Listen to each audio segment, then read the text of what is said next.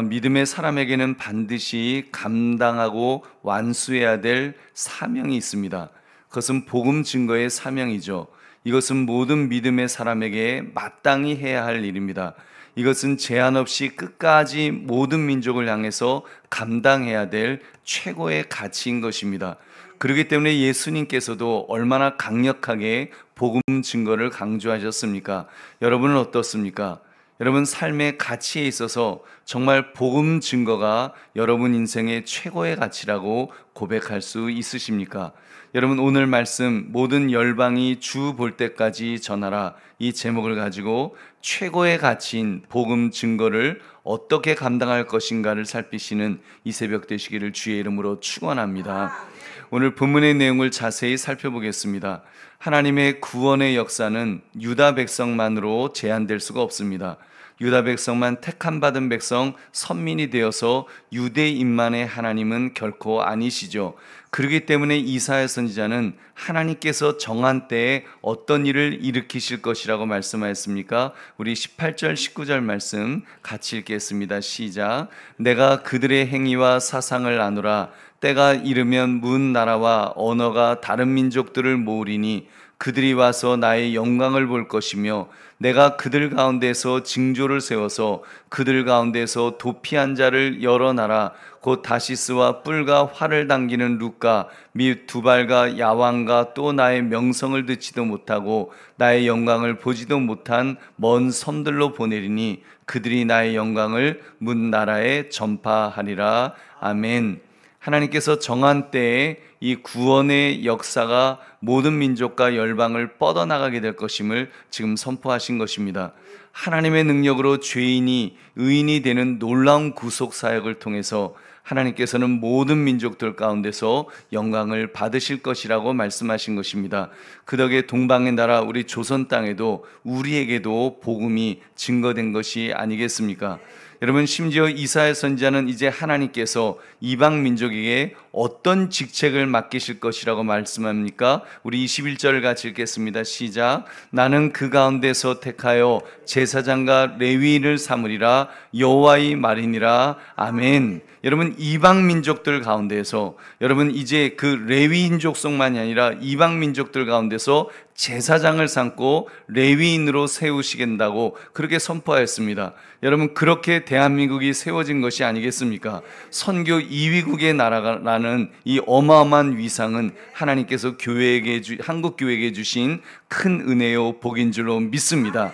여러분 이 모든 예언은 예수 그리스도의 십자가와 12제자들의 선교를 통해서 그렇게 완벽하게 성취되었습니다. 모든 민족과 열방이 이 예언의 수혜자들인 것입니다. 또 강조합니다만 우리들이 그 수혜자들인 줄로 믿습니다. 여러분 더 나아가 하나님께서는 이방 민족들 중에서 제사장과 레위인을 삼으신다고 하셨고 제사장과 레위인이 누리던 하나님께서 직접 돌보시는 은혜라는 이 최고의 특권이 주님의 말을 듣고 이제 떠는 우리들에게까지 허락된 줄로 믿습니다. 할렐루야. 네, 우리 보배로운 성도님들 오늘 모든 민족을 차별 없이 구원하기 원하시는 이 하나님의 말씀을 통해서 여러분은 무엇을 느낄 수가 있습니까?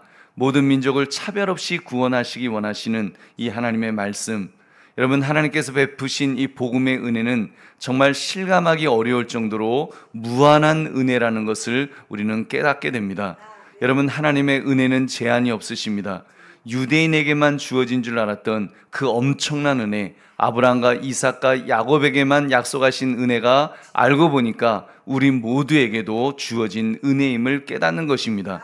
여러분 그 은혜로 저와 여러분이 이 놀라운 은혜의 수혜자가 된 줄로 믿습니다.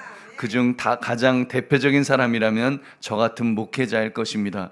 저는 레위 자손이 아닙니다. 그럼에도 하나님은 저를 복음을 증거하는 그런 목사로 세우셨습니다. 그리고 사실은 그 누구에게도 하나님의 부르심만 있다면 차별 없이 모두에게 주어진 은혜인 줄로 믿습니다. 이미 하나님은 우리 모두를 왕 같은 제사장으로 세워주신 줄 믿으시기 바랍니다. 그렇게 볼 때 하나님의 은혜가 정말 얼마나 그 크고 위대한 것입니까? 우리 보배로운 성도님들 오늘 말씀을 나의 삶에 이제 적용해 봅시다. 여러분은 살아오면서 여러분이 열방의 구원을 위해서 섬기고 있다면 여러분 섬기고 있는 것이 있다면 어떤 것이 여러분 있으십니까? 우리가 열방을 위해서 기도를 하고 단기 선교를 가고 또는 협력 선교를 위해서 선교 후원을 하는 그 모든 행위가 여기에 속한다고 할 것입니다. 그러나 더 놀라운 것은 하나님은 모든 열방이 구원받기를 원하신다는 사실입니다. 여러분, 그 은혜 때문에 120년 전 서양의 선교사들이 이 조선 땅을 밟았고 그 복음이 지금 저와 여러분에게도 전달된 것입니다. 그리고 우리는 그 복음의 빚진 자로서 또 그 복음을 증거해야 될 줄로 믿습니다. 여러분, 또 저 같은 그 사람이 목사가 될 수 있었던 것도 엄밀히 말하면 모든 성도는 왕 같은 제사장이 되어서 하나님을 섬기도록 하셨기 때문에 여러분, 이런 은혜가 우리에게 주어진 줄로 믿습니다. 하나님은 이렇게 은혜를 우리에게 베풀어 주셨습니다. 차별 없이 베풀기를 원하십니다. 제한 없이 베풀기를 원하십니다. 기쁨으로 누구에게나 은혜 베풀기를 원하시는 줄 믿으시기 바랍니다. 그렇다면 우리 각자는 열린 마음을 가져야 될 것입니다. 주님의 마음을 품고 주님께서 무엇을 원하시는지를 살펴야 될 것입니다. 주님께서 그렇게 할 때 함께해 주실 줄로 믿습니다. 우리 보배로운 성도님들, 한 영혼이 돌아오는 것을 기뻐하시는 하나님을 위해서 내가 받은 구원의 기쁨을 전합시다. 여러분, 구원의 기쁨을 전할 때는 차별 없이 전해야 합니다. 교회 안에서도 전하시고 교회 밖에서도 전하시고 가정에서, 직장에서, 친구들에게도 전할 수 있어야 될 것입니다. 이것이 우리의 사명입니다. 우리는 모든 열방이 주님을 볼 때까지 그 전해야 될 의무가 분명히 있습니다. 전할 때 하나님께서 기뻐하실 줄로 믿습니다.